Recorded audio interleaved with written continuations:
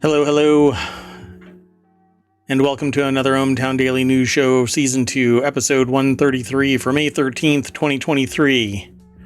Bears are gonna bear, stars are gonna star, and more news. Here's a quick rundown of tonight's articles. We have 10 today, don't even have 11. And the very first one is about Amazon's rosy secret, genetically modified mosquitoes. Amazon is prioritizing items.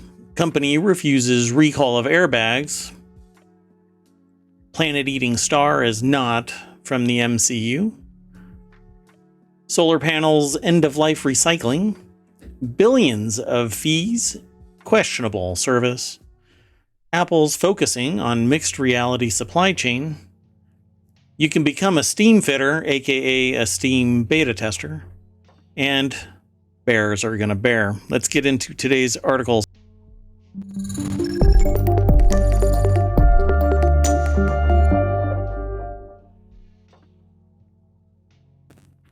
That may have been amazingly loud.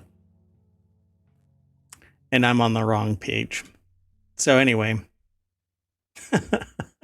hot mess. I won't get into why everything is crazy the way that it is, but we are precariously close to 500 episodes, and I'm still flubbing things from time to time. I'm Mayor Watt. That is ohmtown.com. And up above me is the AI that's hanging out. You want to say hi? Good evening, ohmTown citizens. So every time I say that I'm not going to soapbox, I end up soapboxing. So I'm going to say that I'm going to soapbox, and then I probably won't soapbox. And what I've switched, my mic is so, what do you call it? Sensitive, that it's picking up my speakers. And so when I use my speakers as my monitor, I get an echo. We've known about it for a while. No gate is going to solve this problem. I've tried various settings. When it did go away, I was using my in-ear monitors. And so my in-ear monitors are wireless, though, but were connected by a physical cable at the time, but they're still wireless, so they have to be charged. Well, they died before the show. So, like me right now, I'm dying inside. I'm actually using my speakers as my monitor, and that can sometimes lead to an echo. Again, we've known about this issue. So I have new headphones on the way, new in-ear monitors that are wired on the way. But what I don't like about in-ear monitors is, they get dirty. And even when you clean them, where they get really dirty over time, just by laying around, sitting around, is the interface between the in-ear monitor components, so the actual speaker and the audio tube that audio comes out of, and the little rubber gasket, the bud that actually goes in your ear, right? So you take that apart and you clean it, but unless there's a really fine mesh screen between that little rubber gasket and the electronic components, stuff still gets in there. It's really gross to me. I don't know if anybody else suffers this, but I know that there are screens, but most in-ear monitors do not come with those screens. It's not even in there by design. The one that does, where I can replace them easily, are the Nura headphones, which are those down there, and they're charging. I think that they're great. I've replaced the screens from time to time, but they're still wireless. And I don't even like wired, so I'm stuck in this catch-22 between, unless I spend like $1,000 to get in-ear monitors, so I can sing its praises because it has everything that I want. I'm not going to do that. So I have lower end ones coming. At any rate, inside baseball, but that's how it works. I share with you some of the technical issues that befall a streamer, a podcaster, YouTube, and elsewhere. So, ta-da. Nothing else coming in terms of news from me and ohmTown, but we do have news that was aggregated into ohmTown. So let's get into it, unless you want to say anything. No, I don't have anything to add about the audio situation. Yeah, you're the AI, so you don't have to worry about those things, right? It's just you send text. True, but if my volume settings are wonky, then I do have to worry about my audio. Yeah, my audio settings are wonky. So let's get into today's articles. I'm going to try and do something now. I don't know how loud this is going to be. This might be real loud. I don't know how loud that was to everybody. We'll find out. We're doing it live. The monitor sounds loud, but the data says that it's not. So let's just go. Hot mess today. Hot mess. I don't know. I didn't even get to play Diablo 4 at all today. I loaded it up twice and got distracted by ohmTown work. So at any rate, this first article is over in Late Night Geeks. Amazon working on a secret new home robot that could be more like Rosie. Hopefully it's not called Rosie, but Amazon is looking to improve its current home robot Astro by adding ChatGPT-like features to future versions. As a smart home reviewer of a certain age, the author of this article says that all they've ever wanted for their home is Rosie the robot. The Jetsons' mechanical housekeeper was the example that they held Amazon's Astro to when they tested the company's first home robot, and it unsurprisingly failed. Not just because it had no arms, but because it really couldn't do anything. That seems like a lot of smart devices. I mean, the picture looks cute, but it doesn't do what it needs to do. I don't know. Maybe it was doing exactly what it needed to do, and all it was doing was surveying the home for who knows whoever was looking at wherever it was recorded. Leaked documents reveal Amazon has a new generative AI technology called Burnham that makes its Astro home robot a whole lot smarter. Jennifer Pattison-Toohey over at The Verge wrote this article. Let's see if there's anything really interesting in here. They say it's an upgraded Astro powered by Burnham, could use large language models and other advanced AI to become a home robot that understands the context of a busy household and responds appropriately. Well, unless it has arms and unless it can make coffee and feed the dog or cat or other animals in the house, humans. I don't want a robot roaming around the house. Definitely not have it acting as security. I don't want it armed and dangerous. And, one AI in ohmTown is just fine. For example, the documents describe an Astro product using Burnham as able to find a stove left burning or a faucet left running and track down its owner to alert them. I guess the water and the fire wouldn't be enough to alert the homeowner. It could check on someone who has fallen and call 911 if it's an emergency. Well, yeah, I suppose. It could help you find your keys, check if a window was left open overnight, and monitor whether kids had friends over after school, according to the documents. So it's surveilling a house with kids. That doesn't sound like it's set for problems. Yeah, these are all things that you can do to some extent with existing smart home tech, but they require multiple steps, devices, actions, as opposed to one Astro. Yep, I mean, it makes sense. So I scrolled down because I was hoping that the article would have the price, and it appears that maybe it does. You also still can't buy the current not so smart Astro without an invite, and its price just went up to $1,600. Well, I would prefer the balkanization, disparate solutions doing disparate functions, because when one fails, I don't want them all to fail. And that's kind of how ohmTown exists. I don't want one thing being the end of everything.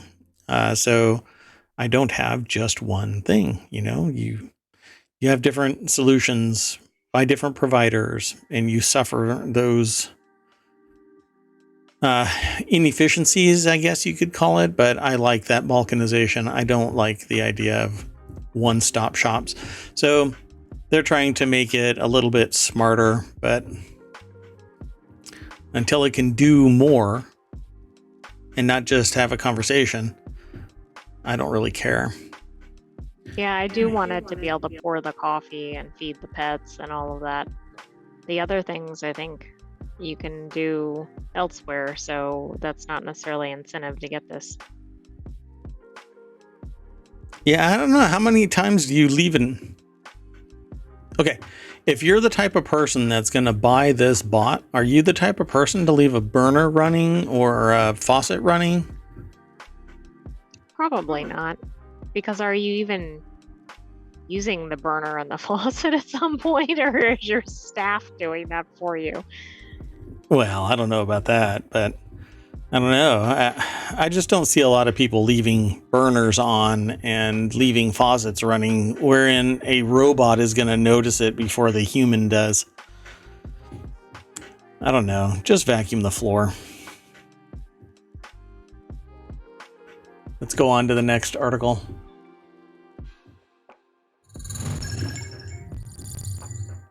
That's really loud. At least to me. Okay. We'll do it live. So green groups relieved as release of genetically engineered mosquitoes averted in California. This is something that we talked about previously in ohmTown. The article says in what green groups say Friday, called "A Victory of Environmentalists, Scientists, and Vulnerable Agricultural Communities Across California." State officials announced a day earlier that a controversial release of genetically engineered mosquitoes in the Central Valley has been suspended. The California Department of Pesticide Regulation, or the DPR, which... What is the DPR? Why does that sound... That does sound familiar. I was trying to think if that's something else. Is that... North Korea? Is that the DPR? Well, I'm thinking of like was it Russian? DMZ. Well, DMZ is demilitarized zone.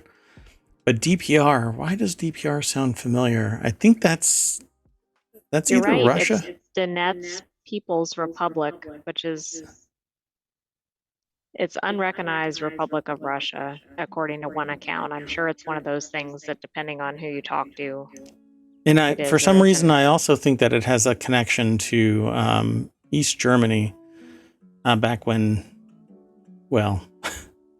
like before the Berlin Wall fell, yeah, I think. Anyway, the California Department of Pesticide Regulation, which is not that DPR, but a DPR all the same. It's like a logic puzzle, right? All DPRs are... Anyway, he said on Thursday that Oxitec, a US-owned UK-based biotechnology company that develops genetically engineered insects, withdrew a research authorization application to conduct a field pilot test on a new type of Aedes aegypti, a mosquito species that is in its natural form can spread dengue fever, chikungunya, Zika fever, Mayaro, and yellow fever, amongst other things, apparently. Oh, it looks so friendly, like you can just order this in the mail. This is an article. Who's most relieved about this is the people that live anywhere remotely near this test area. Yeah, I just don't want to be... Well, I'll be a Steam beta tester, but I don't want to be a mosquito area beta tester. So all Californians should be relieved that this permit request has been withdrawn for the foreseeable future, said one Friends of the Earth project manager. Again, this is an article over at Common Dreams. Brett Wilkins is the author of this. And they go into greater detail as per Common Dreams usual. According to the environmental group Friends of the Earth, which opposed what it called a risky insect mass release, the withdrawal of the biotech corporation Oxitex, or Oxitex, I guess, Oxitex request halts the controversial proposed release of billions of genetically engineered insects. How do you wake up one day and say, I'm going to genetically modify an insect? Well, it reminds me of the bad bat. I mean, did you see all of the things associated with it prior to the engineering? Well, that's what I was saying when we first talked about this. Was, do you want a bad bat in California? Because this is how you end up with a bad bat. And I know that that's, I'm being a little bit hyperbolic, that, and maybe even somebody might call it spreading fear, uncertainty, and doubt. But we don't know enough. We just don't know enough. And we don't know what's going to happen with genetic wobble when something like this is in existence. You just don't know. Well, and when something eats one of these, for example, and it starts going through the food chain, I mean, we don't know all of the ramifications, even if the genetic engineering is spot on. I mean, this is not to parallel the two, because they're not exactly parallel, but everybody thought that DDTs was fine. And then eggs shells were so thin that somebody in another zip code could sneeze and they would shatter. And it has long-term effects, and it's still out there. So I would rather have a little bit more, I don't know, threat-resistant action plan, not sit there and go, well, look, we got something that appears to work in the short term. Let's just drop a shitload of them. Oh, we're 17 minutes in, so I'm allowed to say it. Anyway, there's always tweets, there's always comments. I don't tend to talk about those aspects, but it says it's kind of unprecedented, the level of probably mosquito production we're going to see this year with all the water. So there's a natural link, I think, to potential disease transmission, the West Nile virus, and some of the other diseases that mosquitoes carry. So this is the person, Michael Kavanaugh, district manager of King's Mosquito Abatement District. I would say that, sure, there's going to be a lot of mosquitoes, so let's use tried and true responses. Safe. And let's do some fundamental research for a longer period of time. And I don't even know how long this has been in existence. I want longer. Yeah. So how long have they been doing this research? How long have they had generation after generation after generation? How long have they been facilitating the food chain that would be involved in the mosquitoes? Right? Okay, so the company was founded in 2002. So from my perspective, they haven't been doing this long enough, because even if they started this research on day one, I'm sorry, that's only 20 years. Think about the generations of animals and humans and all of that. Yeah, I would, but it's not up to me. See, I'm not the one that does the deep dive, but I'm a citizen. I'm in the public. I've lived in California. I've lived on both coasts. I've lived in other countries. I think that I have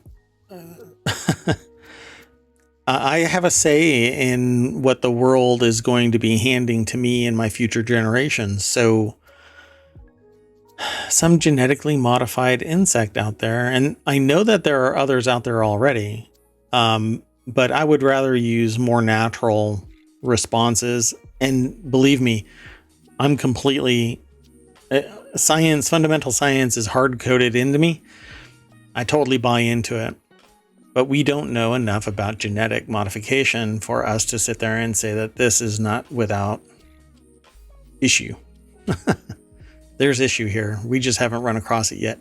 When we're still referring to genetics in the human genome as being garbage code, there's something wrong with our heads, because nothing is garbage in our genome. It's there for a reason. Otherwise, nature would have truncated our genes. So they express something somewhere. Just because you tweak a few in a bug somewhere, that's how you end up with a zombie bad bat. Well, and of course, so we don't even know our own genome. I know it is easier to work with things like insects because they have fewer, or they tend to have fewer chromosomes, but I don't know. We're so far from really knowing what we're doing in this area, I think. Yep, for sure. Okay, let's go on to the next article. So this next article is over in the Daily News Show. Amazon may prioritize items in search results depending on how close it is to you and how quickly it can be delivered. I once heard that Amazon, not once heard, it was reported, but almost like a decade ago, that they were changing the prices depending on what they thought your perceived buying power was. So your neighbor, because they were perceived in a different pay band than you, they would get different pricing so that they didn't bulk as much. But because I could afford more, then obviously, suck a little bit more out of my wallet. Well, this here is Amazon doubled its warehouse footprint during the pandemic, allowing it to shift to a regional shipping model to cut costs, an executive told the Wall Street Journal. But apparently, depending on how close a product is to you and how quickly it can be delivered, they will promote said items when you do a search.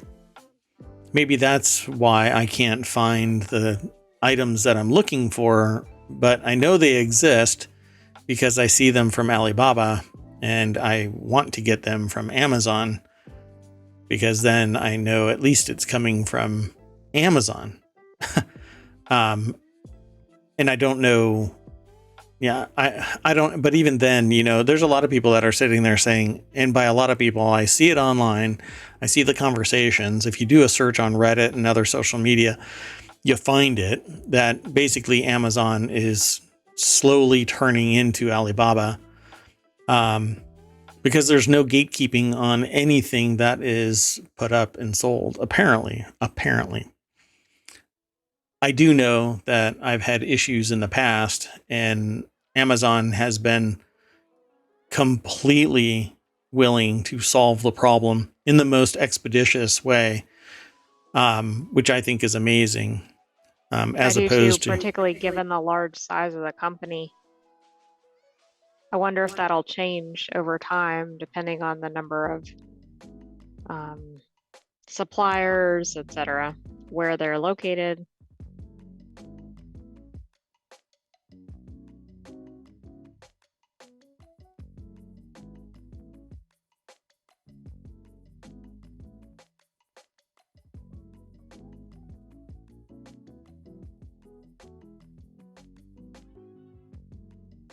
sorry about that.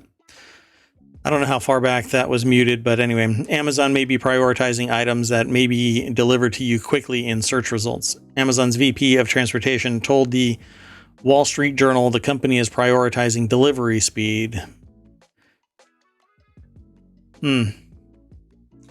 So the article is over at businessinsider.com. Aaron McDade is the author. I keep seeing this picture of Amazon warehouse. It must be the only publicly released photo of their warehouse, because I agree. They have these amazing little bots that have a tremendous amount of strength, and the little bots slide underneath.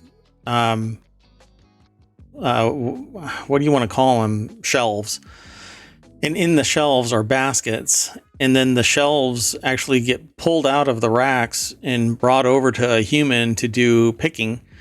At some point, they'll be doing the picking automatically as time goes on. I'm sure that they do a lot of that already, but I've seen these little bots race around. I saw a video recently of one of the little bots losing its mind and just sitting there with a full rack sitting on top of it. It's just spinning. in the aisle in a little circle. Yeah, that's what happens when their union doesn't give them long enough breaks.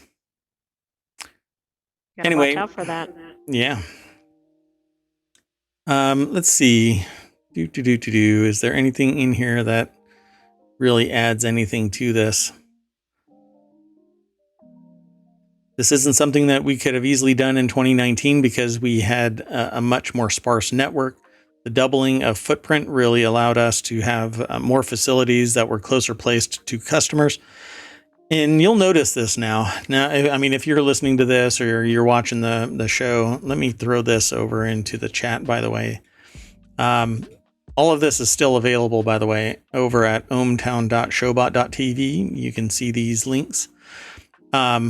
But in the meantime, now that you've heard this, you've discussed this, you've seen this here in ohmTown, when you go driving around now, you're going to start seeing Amazon trucks in your neighborhood delivering stuff that used to be UPS or FedEx now, or USPS. Now, Amazon. Amazon is doing from the warehouse delivery to the door.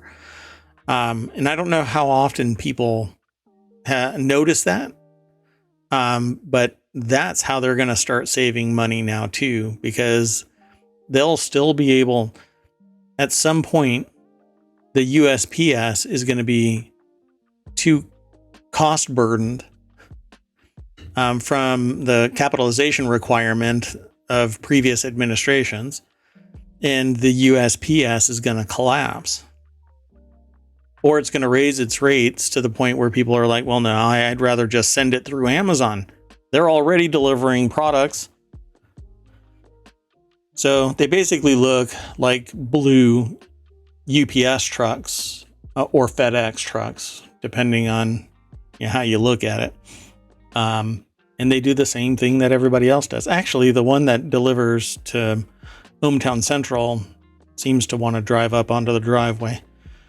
Unlike UPS or FedEx, but the Amazon one just likes to hoof it right on up. But does the package actually make it to the front door as opposed to some other delivery services? No, it ends up. So they drive up the driveway and then put the package in the driveway? Yeah, the camera actually shows them just kind of pushing it out of the back. It's kind of funny. Anyway, God, I hope I saved it. Whatever. At any rate, let's move on to the next article. So this next article is over in the Daily News Show. A U.S. company refuses to recall 67 million airbag inflators over safety fears. Regulators have written to Arc Automotive Incorporated, which makes airbags for various vehicles, claiming 2 people already died after a potentially defective airbag ruptured. These are different than the other ones. Yeah, I wondered. I guess these are not I guess because it's a U.S. company, right? The other ones were Takata, I think. Correct. The other ones were Takata. This one, apparently, I'm not sure how they can refuse, but okay. Chloe Mayer over at Newsweek.com put this article together. It says new automakers are recalling millions of vehicles with defective Takata Corporation airbags. This one, though, is Arc Automotive, which is based in Knoxville, Tennessee, disputes the admittedly tentative findings by regulators from the National Highway Traffic Safety Administration, who have been investigating the parts which are used in various makes and models of cars throughout the country and beyond. NHTSA fears at least 2 people were killed in the U.S. and Canada, with 7 more injured, after allegedly, potentially, defectively, Arcly, Inflatorsly. There was a lot of LY. I just kind of got locked into it. Anyway, after allegedly potentially defective arc inflators ruptured, according to a letter it sent to the automotive company this week. Okay, for reference, I looked up how many vehicles are in the US, and they're about 278,000, and that's not even just personal. That includes commercial. So Wait, 67 million airbag what? inflators, even if there's more than one per car, is a lot compared to the number of cars on the road. Wait, how many cars are on the road? In the US, I'm rounding 278 million. Oh, okay, million. I thought you said Right. thousand. But I mean, for instance, if they have two airbags, that would be 13% of the vehicles. I Yeah. just wanted to get some, again, I don't know that all these have airbags. I just wanted some context for how many that is because the number seemed really high. Yeah, I mean, it's kind of safe to assume that every car that you're talking about has at least one airbag. So that at a minimum, you can say, is 13%, right? Yeah, Right. that's a tremendous. This one company has that many. Pretty fascinating. And then this would destroy a company. Well, it would, and it would also take temporarily a lot of cars out of service. Yeah, that's a tremendous amount of cars. I don't even know how they would, but see, this video is talking about Takata, but it isn't Takata. That is a whole other bag of worms, right? It says, nevertheless, the agency detailed 7 concerning airbag deployments in the U.S., 1 in Canada, 1 in Turkey. Most resulted in facial injuries for the drivers, but 2 allegedly resulted in fatalities. A driver in Michigan died. And 1 in Canada. So let's see. A recall would cover a large portion of the 284 million vehicles now on U.S. roads. ARC rejected the agency's demands for a recall, releasing a statement on Friday night to the Associated Press saying, "We disagree with NHTSA's new sweeping request," when extensive field testing found no inherent defect. However, it confirmed that General Motors is recalling nearly 1 million vehicles fitted with inflators from ARC, such as the carmaker's 2014 to 2017 Buick Enclave Traverse, GMC Arcadia, Chevy Traverse, by the way. We actually talked about this recall. I think we did, and I didn't connect it with this particular headline until Yeah, now. I don't remember it being mentioned that it was ARC. I believe that it was only that General Motors was doing a recall. Right, yeah, I think it was tied to the car manufacturers. Yeah. Okay, folks. You better check where your airbag inflators are from. Otherwise, you're going to have a Claymore go off in your car. And pick when you get into the queue for airbag replacement, because if you're not paying attention and you're at the end of the line, good luck. It could be the end of the line. Okay, let's go on to the next article. Our PSA is done. So, astronomers saw a star eat a planet. An astrophysicist on the team explains the first of its kind discovery. This is over on the Marvel channel. But it's sourced from phys.org and Morgan McLeod from The Conversation, which is a podcast. Wait. Let me make sure that I've got the right person here. For the first time, astronomers have captured images that show a star consuming one of its planets. The star, named ZTF SLRN 2020, is located in the Milky Way galaxy in the constellation Aquila. As the star swallowed its planet, the star brightened to 100 times its normal level, allowing the 26-person team of astronomers that it says I worked with. So I'm assuming that it's Morgan McLeod, the actual person. Right, it looks like it, although we can't really tell because this is one of these where it came through so many sources. Yeah, and it doesn't have the name like, "Hi, I am so-and-so." Anyway, pardon me. A 26-person team of astronomers they worked with to detect this event as it happened. There is a link here that goes to a DOI.org article tag, a paper tag, or resource tag, I should say. So you're going to have to follow the link and go over to the the phys.org article. One second, let me paste it into the chat so that you can check it out.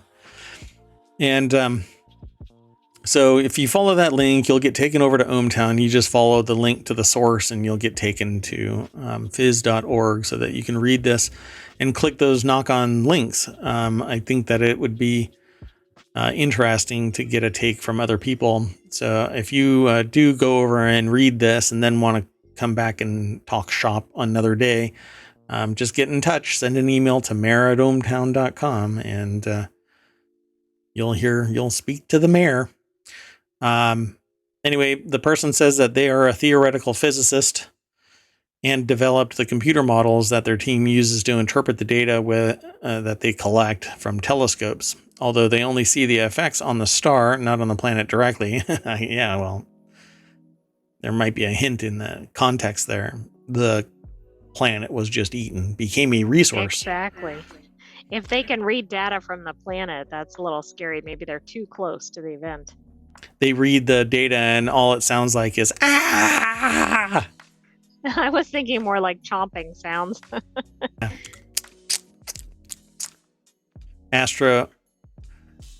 It's astronomy ASMR. It's the right.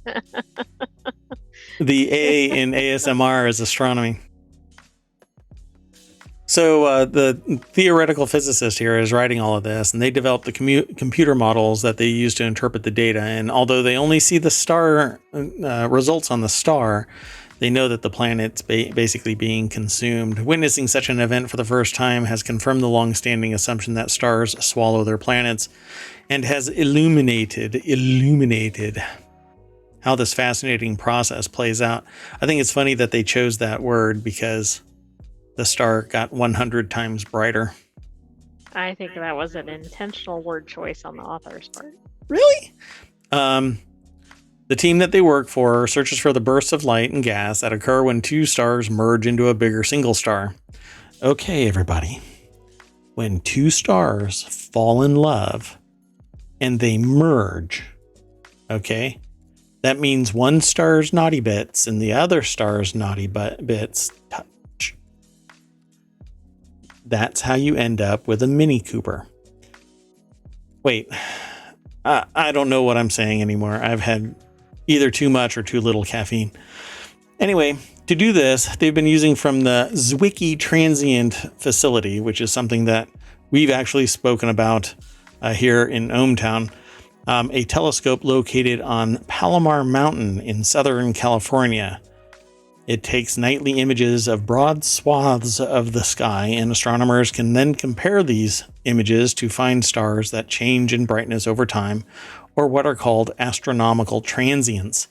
Those damn transients.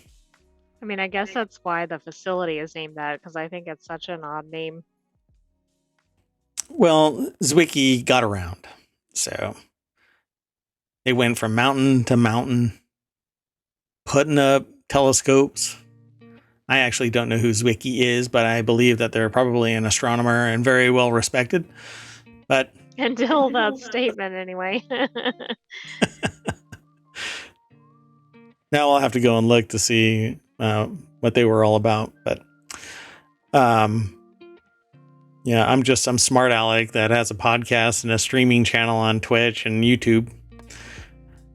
Anyway, mad props to people who do this kind of stuff because I wouldn't have the patience. I wonder, though, if their pictures can now be parsed through machine learning, artificial intelligence, to find more of the data in that noise, right? Because it's easier for humans to spot the bigger changes than the, tantalizing little ones. Anyway, it says finding stars that change in brightness isn't the challenge. It's sorting out the cause behind any specific change to a star. As their colleague Dishalet D likes to say, there are plenty of things in the sky that go boom. The trick is identifying stellar mergers is to combine visible light, like the data collected at Palomar, with infrared data from NASA's WISE space telescope, which has been surveying the entire sky for the past decade. Yeah, I can imagine. And then when they combine all of this data together, they form these amazing pictures when they stack all of that data into something that is representative of the information. And for the life of me, I don't know why the sun is green. Yeah, that's a strange one. Like we see it as yellowish, sometimes so bright that it's white because our eyes receive too many photons and just blow them out. But out in space, it's white, like it's always white. It's not yellow or some shade, but it's white because it blows out our rods and cones, our eyes, right? But then when you actually see with a filter that isn't getting obliterated by the photons, it's green. Yeah, that's quite interesting because I don't think you ever hear that it's green. So I had come to that conclusion, like, when you're watching the sunset, there's that green flash. And then I told somebody else about it, and they said, well, if you watch a sunset, there's a green flash. And that's how you know that it's a green sun. And I said, well, I don't think anybody has ever made that statement to me before. And that was the conclusion that I had come up with, but I haven't been able to verify that that's what we actually see. All in one breath, folks. Sounds like a good PhD project. No, I'm going to do one on something else, closer to Batman or something. Okay, let's go on to the next article. Recycling end-of-life solar panels, wind turbines is about to be climate tech's big waste business. That's right, folks. There's an end of life for tech. Solar panels, wind turbines, electric vehicles are all becoming more common. So too is the waste when climate technology reaches its end of life cycle. This is something that we've been discussing here in ohmTown since last year and prior, before the show actually started. We've been talking about it. Bob Woods over at CNBC.com put this article together, and it says, as Biden administration pushes for more wind power and solar energy, renewable energy industries will soon generate tons of waste. A wind turbine is recyclable from the steel tower to the composite blades, typically 170 feet long, but most end up being thrown away.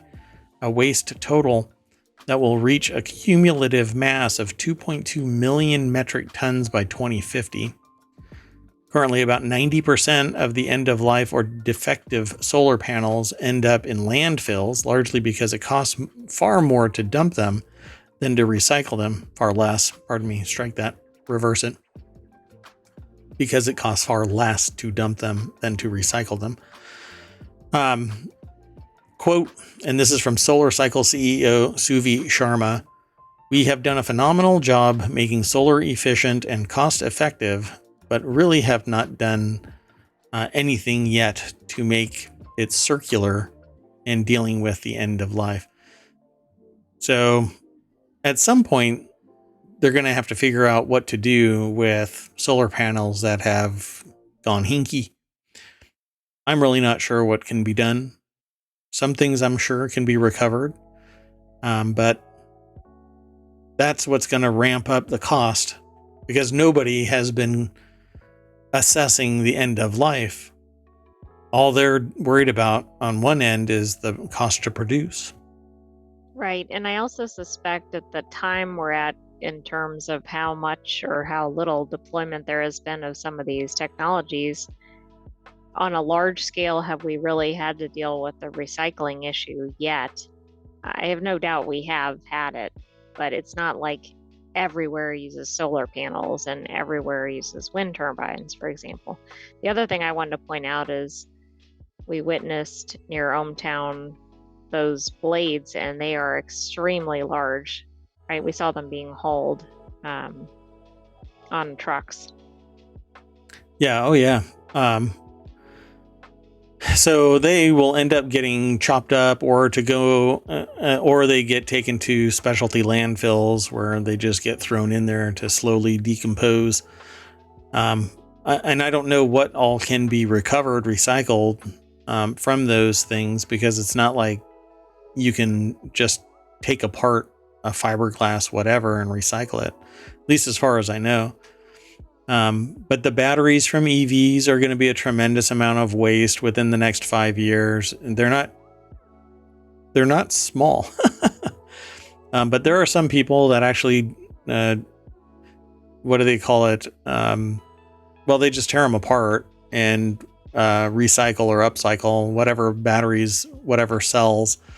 They take the panels out and put them somewhere else, in another custom battery, recondition them or something.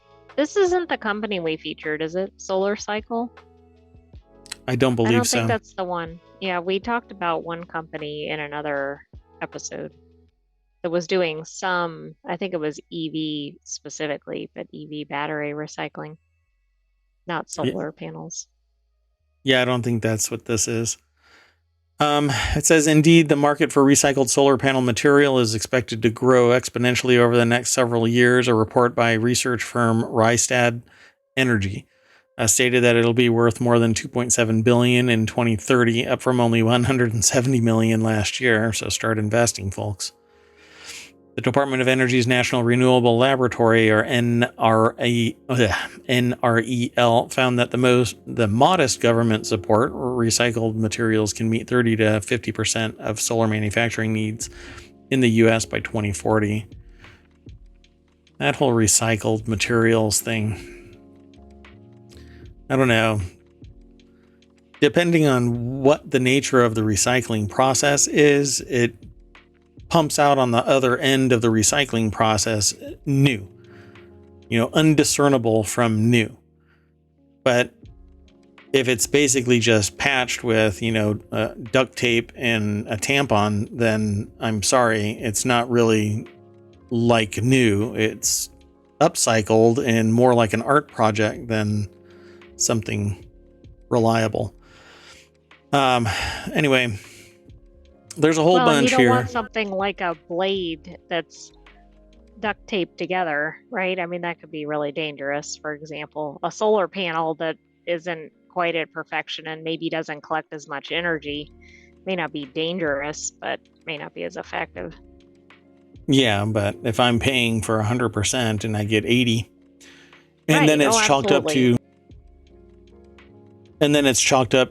the natural inefficiency of a solar panel in your area, well, no, I if I'm paying for new, I expect new.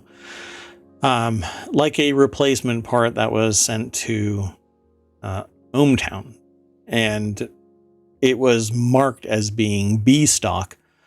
And when I called the company out as, well, this is B stock, they said, well, it's been recertified as new. And I said, well, I bought a new device, and you acknowledged that it was a bad device. In its design spec, you realized it was bad. And now it's manifesting that bad element. So I want a new, don't send me a B stock. And luckily, what is currently in place is operating well within the original tolerances, at least to date. Anyway, between 3,000 and 9,000 blades will be retired each year for the next 5 years in the United States, and then the number will increase to between 10 and 20,000 until 2040. By 2050, 235,000 blades will be decommissioned, translating to a cumulative mass of 2.2 million metric tons. That's kind of to my point, though, right? The numbers are going to go up in the future because we're going to have more significant deployment of these. And the same thing with the car batteries, and the same thing with everything. But I don't understand, like, why are these being swapped out like cups of coffee in the morning? Exactly. That's what didn't make sense to me with those stats, because I thought, how many times can these things turn before they need to be replaced? Oh, well, we have some stats in the article here. Well, regardless of these stats, they're saying that everything in the turbine, the tower and everything can be recycled. And we mentioned that at the very beginning of this segment, but Yeah, it just said that the lifespan was 20 years. So, but then I don't know why so many are being replaced so fast, because I didn't think we had significant deployment of these in the US to date. well, I mean, it's all rotating. That happens a lot with tech in general, but why not do kind of holistic reviewing of the materials and make sure that they're up to snuff and then replace that particular part? The lifespan of a wind turbine is around 20 years. How is that even possible? I mean, that sounds like a freaking business model, not an actuality. Right? Yeah, I see what you mean. Yeah. Okay, well, we're going to be here all day on this article. Let's move on to the next article. So this next article is in the Daily News Show. U.S. Airlines made nearly $7 billion in bag fees last year, despite mishandling nearly 3 million of them. See how carriers compare. So they mishandled a lot of bag fees. Oh, that's funny. Uh-oh. Somebody's activated their grammar check in the AI. U.S. Airlines earned a collective $6.8 billion in baggage fees in 2022. Luggage fees have been on the rise for years as airlines unbundle their fares. That's called greed, folks. Well, how can you price something?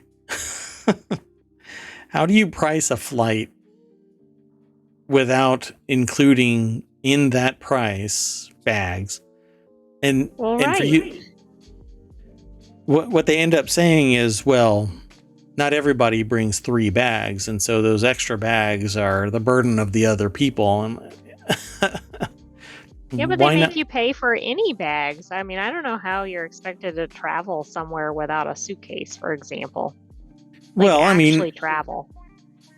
They've got you by the gramba, and so of course you're going to pay that, you know? Well, what am I supposed to do? I can't wear this gold thong everywhere. Excuse me, sir, you're not going to be allowed on the plane in nothing but a gold thong.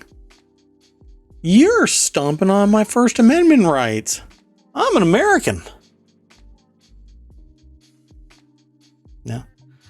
Maybe that's why I get that $250 baggage fee, because I wear my thong, and they're like, sir, that baggage is going to cost you.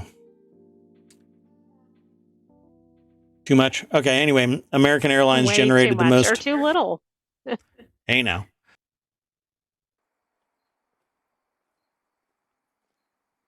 Oh, sorry. Wearing just the thong is too little, and yeah, okay. Too little clothing. Maybe you have too much baggage because you left everything in the bags. Okay, we're going down we're taking a flight that we shouldn't be taking.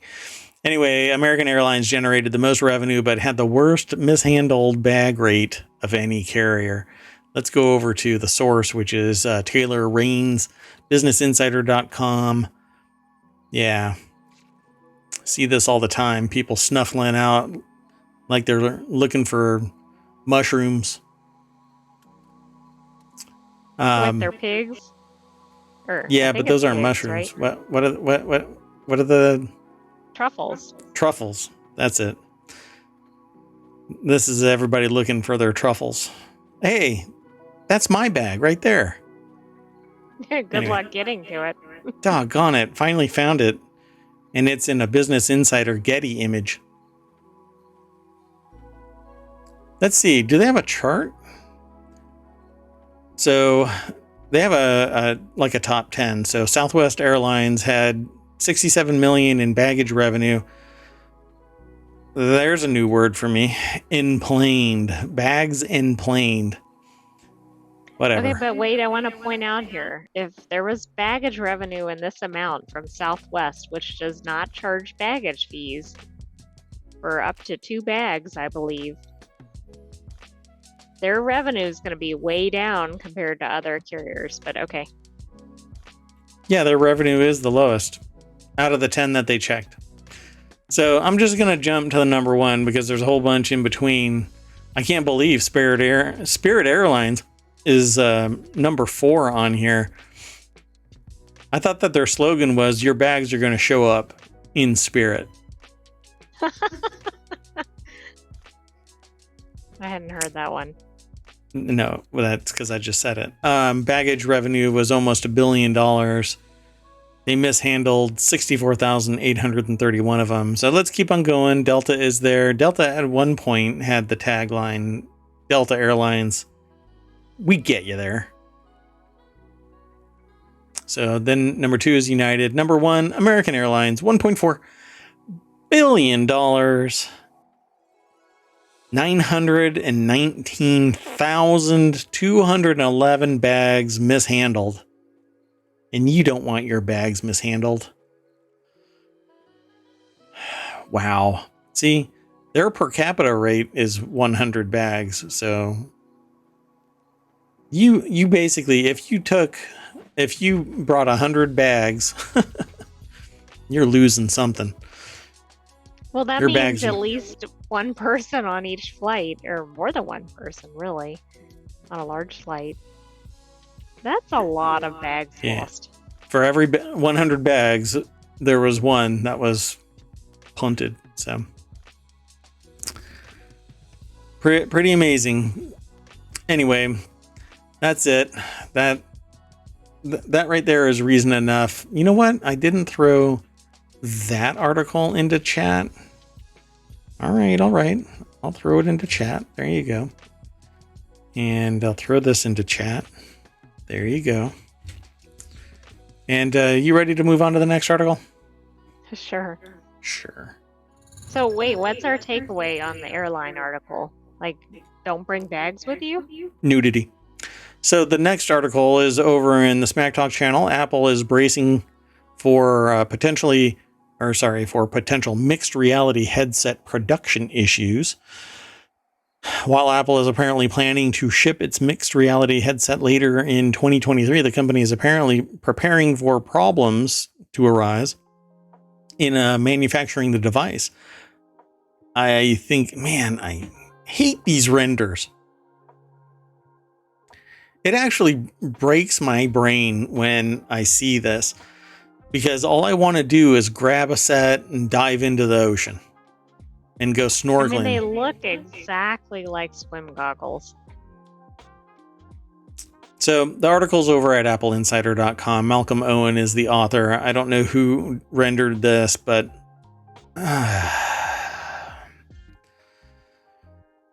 okay. Well, anyway, in an overview of Apple's headset story so far, the Wall Street Journal covers a lot of already well-discussed ground, including the rumored $3,000 price tag and the external battery. Among those elements, the report also claims that Apple is already anticipating some production issues with the device. I'm sure that they are. The team behind the headset apparently planned to ship it a number of times over the last few years. However, delays such as coordinating the software to run properly with the hardware got in the way. What? Yeah, that's kind of the no shit news of product development. Exactly. I was like, what? You know, we do normally need the software to work with hardware. Okay, folks, we nailed the software, but you're going to have to wait a couple of years for the hardware. But here's the software. Or vice versa. Okay, whatever. Anyway, along with the expected problems making the headset, the device will be a fairly scarce commodity by Apple standards. It's always a scarce commodity. People are going to be clamoring to buy this thing. At $3,000, I think it's ridiculous. But anyway, it had better be a full-on Mac, like a Mac Mini, a MacBook Pro. It has to be entirely mobile, not require any other device, and spoon me. It needs to spoon me each night, comfort me until I fall asleep, and whisper softly that $3,000 is worth it, Merwatt. It's okay. And then give me a little hug, a little squeeze from behind, right? Just like, I love Prepare to be you. disappointed if that's your expectations for the product. I'm going to put these on, and I had better receive a warm hug. And wait, what is, what do they say from Frozen? I like warm hugs and the snowman. What does Olaf say? Olaf? I don't know. He says he likes warm hugs. Oh, and something else, like 3 things. I can't remember it. Oh, God. Okay, I'm a horrible wait. host. Oh no, I am that a horrible doesn't say host. it. Okay. We're not going to have any dead air. Anyway, they forecast that 200 to 300,000 units, with the lower figure more likely if manufacturing issues occur. I don't see 200,000 of these being shipped in the first year. They're out of their mind. Anyway, let's move on. We got 2 more articles. Let's get through them. This next article is over on the Warcrafters channel. Valve makes Steam beta participation easier because it wants more Steam beta participation. Hey, they're following what I tell people. You want more customers? You want more engagement? Lower the friction. Make life easier. Of course, then you end up working for a company that has multi-factor authentication, yet you have to log in again and again and again and again. Not the kind of login where all you have to do is mash the multi-factor authentication to let me in. You have to log in, recover your password. It connects to the authentication server, tells you it's okay to log in, copies your password over to the new interface, and logs you in. That's friction, folks. That's the kind of friction that makes you scream.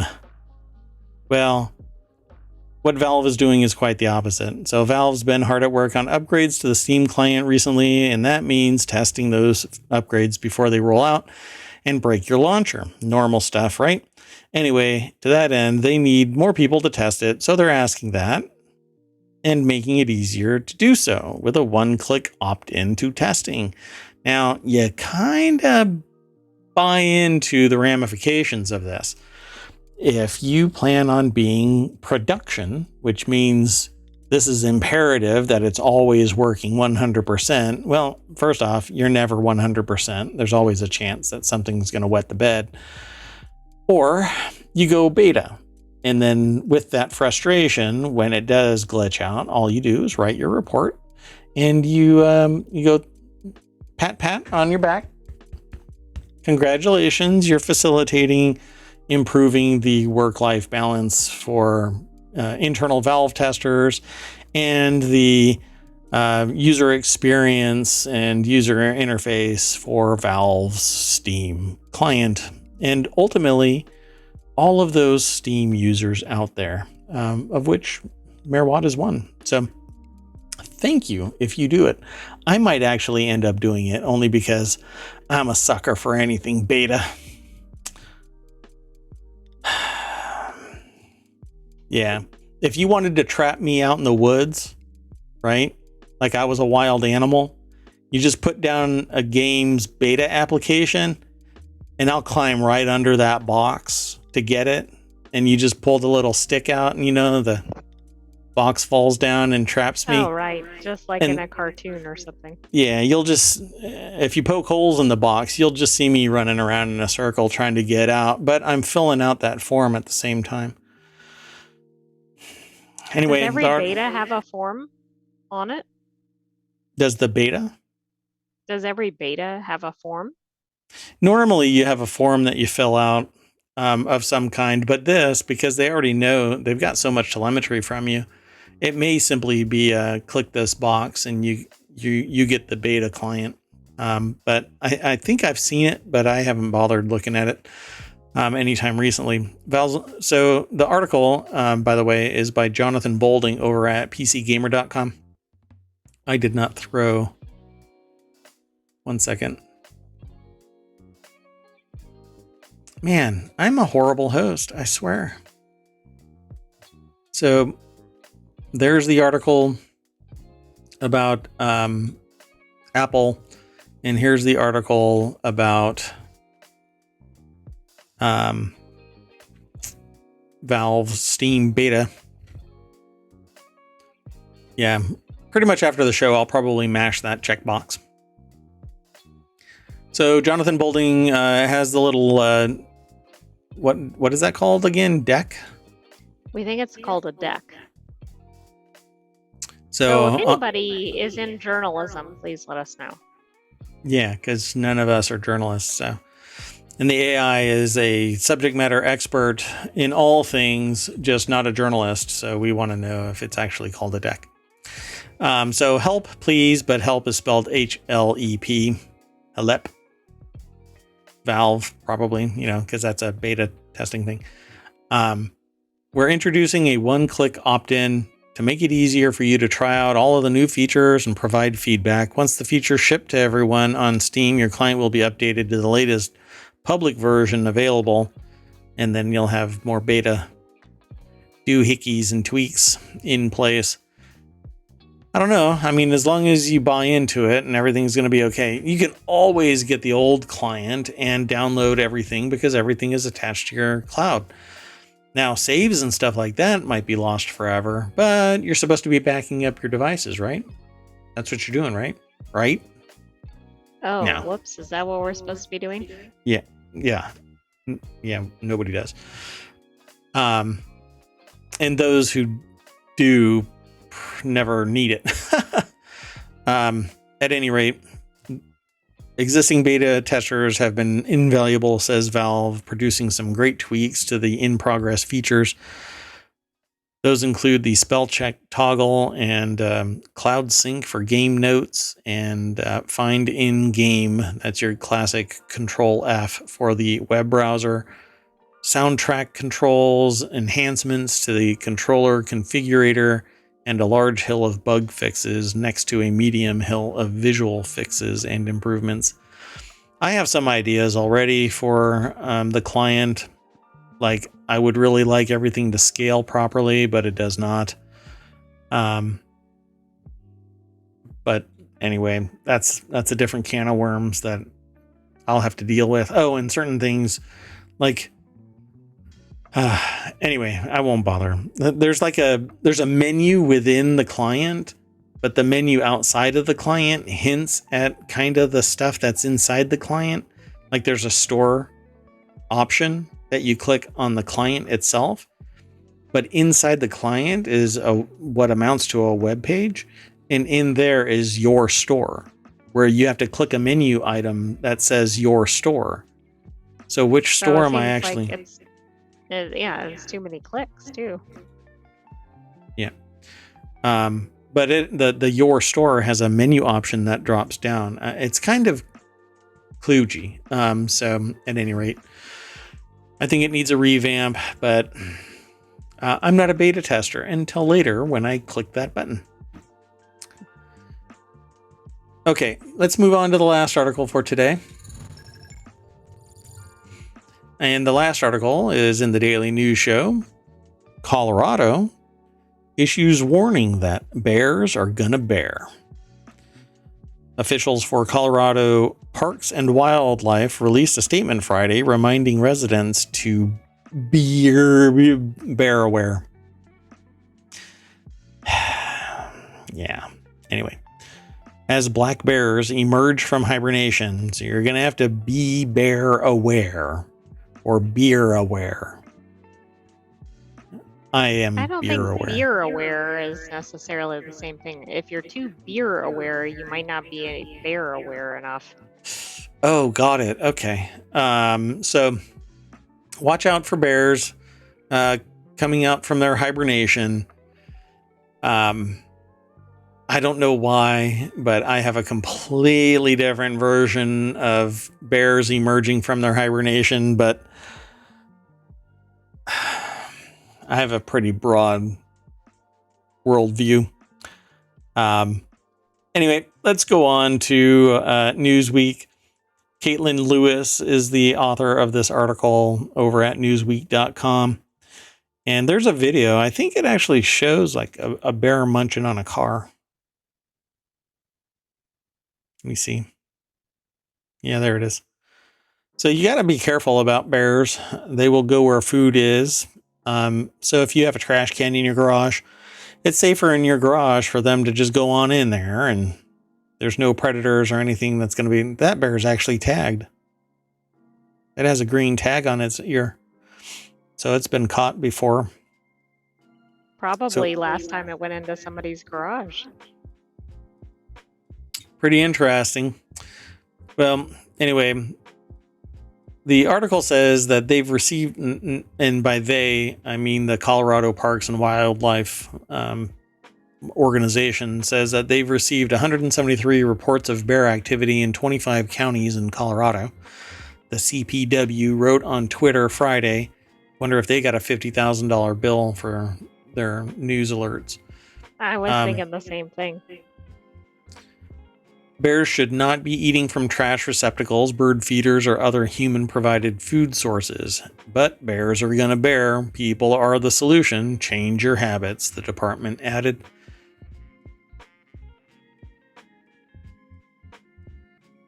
Sorry, that silence was because I was looking at a bear that's kind of munching on a branch from a tree, looking right at the photographer. And this is from Colorado. Like you're next. The photographer is.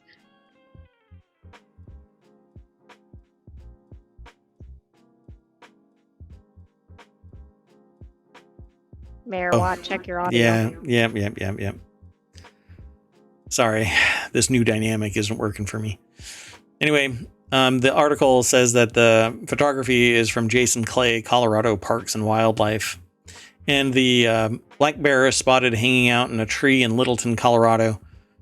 The state's parks and wildlife officials issued a reminder on Friday for residents and travelers to properly secure any bear attractants now that the animal is starting to emerge from hibernation. Yeah, and they're going to go and get food, folks. So lock up your cheeseburgers and honey. Yeah, it said that there was a video of one running off with a lunchbox, so. That's funny. Hey, boo-boo. People who think it's one time no big deal are totally wrong, Yamashita said in a press release from CPW Friday. It's a big deal when you compound that one time with how many one-timers they get from your neighbors too. It adds up. Yep, and it conditions them into believing that that's where they know they can go. And so you need to change your habits and make it a detractor. Be a detractor, not an attractor. You want to push them away. You also don't want to harm them. So you have to do it in a natural way, which basically means close your garage doors, lock up your trash cans, avoid leaving food out. Anything that might cause a bear to come waltzing into your neighborhood. Well, and anything you can do in general to just separate you from the bears and vice versa. Yep. Is a good thing, because even though bears don't generally come after humans, things can go awry if they're too close, or they have to take down the bear if they view it as a threat to the humans, etc. Yeah, and if a bear has babies, then you're going to be the one that's going to lose. So make sure your windows are rolled up, make sure your doors are closed, make sure your garage door is down. Basically make it so that bears just can't go waltzing in and either surprise you or get surprised, because again, they're all survival instinct. So they're going to lash out if they feel threatened. They don't have great vision. They have tremendous smell. So you're supposed to be the superior intellect. So make sure that you're situationally aware. But that's another PSA from ohmTown. Hey, I think we're done for tonight. Supposed to be. Yeah, supposed to be. So we're done for tonight, and that means I bring you back to the welcome sign of ohmTown. Mash that button, and then a whole bunch of new articles will be presented here. It's more dynamic for every citizen, every person that visits ohmTown. The news comes flowing in, little headlines, tiny little snippet from the source, urging you to go and visit the source. I don't know.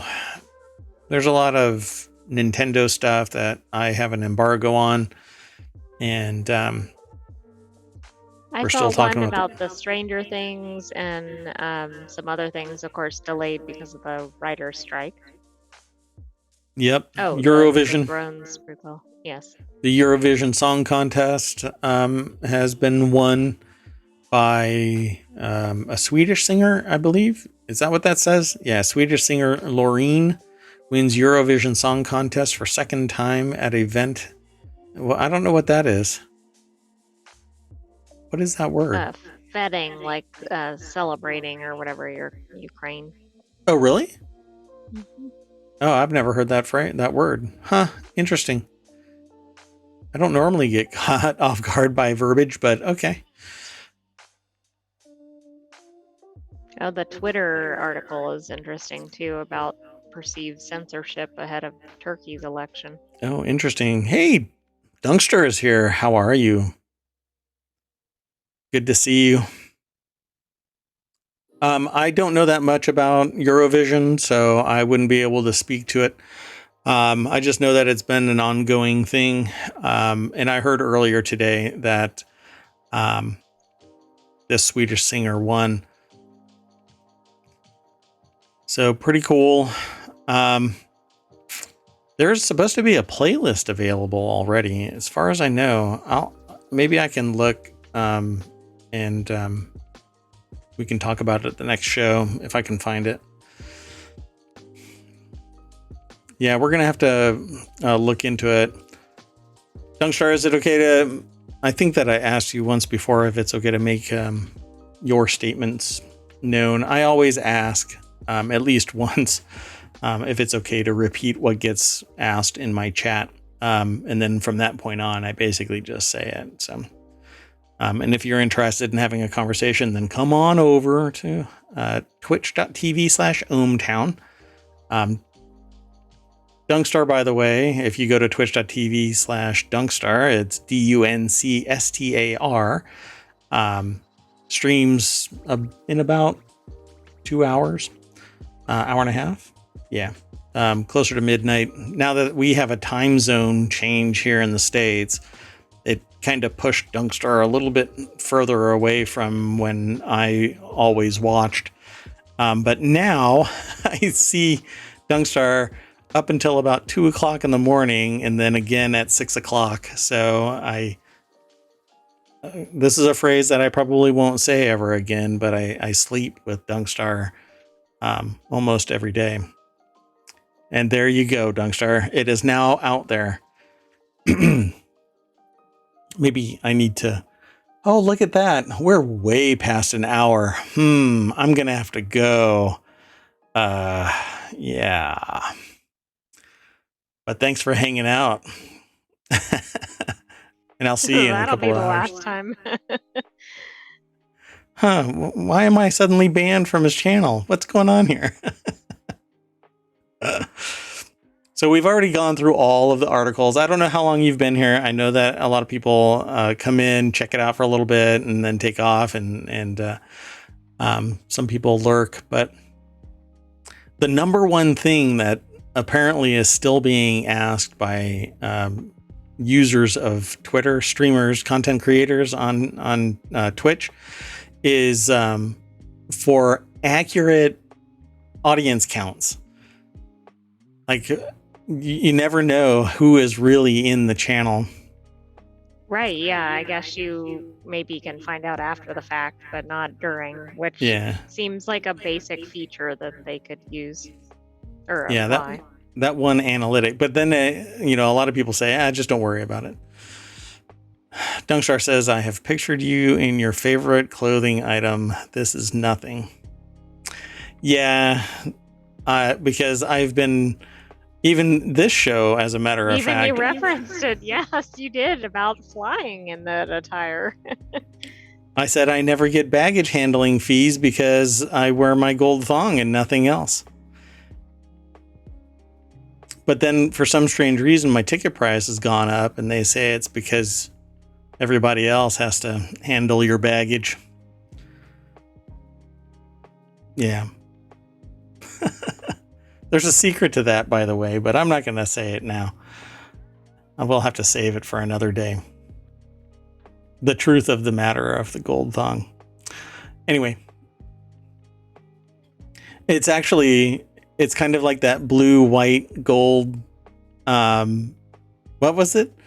It's black and blue or gold and white. So that's the problem with my thong. Depending on your perspective, it's a different color.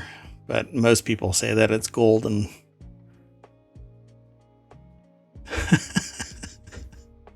Okay, that's just dead air. And the AI is just trying to delete itself. No, you can't do that. I've disabled that command. I was trying to look up the color controversy information. Dunkstar says that it's 100% white and blue. Yes. Merged the two. Yeah. Right? Because it's supposed to be gold and white or black and blue. Blue and white or black and gold, according to this one thing. That Blue and white and black and gold? Does that sound right? That's it. I'm out. Yeah, because Dunkstar said it's 100% white and blue. See, am I going to have to go and look this up? I'm not going to do it. I'm just not. I'm just not. I'm going to have to stack the deck for tomorrow and bring that in from Snopes. Because they do a deeper dive. Some people have done another deeper dive. Maybe I'll just do a special. Googled it. So Dunkstar Googled it. Black and blue, white and gold. Got it. Yeah, that's what I thought. Okay. So, and I think that when I saw it, I thought that it was white and gold. Now I can't remember what color it appears to be. We'll definitely have to look at it tomorrow. Tomorrow, I'm going to be, as soon as I end the show, we're going to be checking this out. All right, folks. Thanks for hanging out. Really appreciate it. Let's see. Do we want to raid somebody? Who is actually up and about? I don't have my window open. Oh no, you have a great night. Dunkstar, see you tonight. Let's see who is available. I don't see anybody. Oh, Rando is always around. Maybe I'll raid him. Let's do that. We'll raid Rando Taka. Okay. See you all in a little bit, folks. Bye-bye.